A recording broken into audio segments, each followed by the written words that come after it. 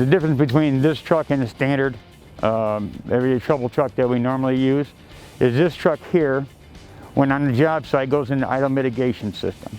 What that means is the truck will shut off, and then all hydraulics on this truck operate off of a lithium battery on an ePTO, which is electric PTO, which then allows a safer, more environment-friendly atmosphere for our employees, along with our customers.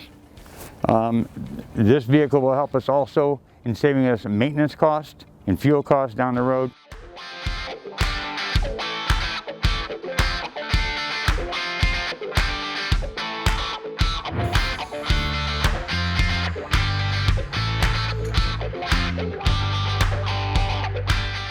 Employees actually use them on a daily basis to actually go out and do their jobs. We then collected feedback from the employees that actually operated them to find out if this would be a good idea for us to move forward. We also monitored the telemetrics that this truck has.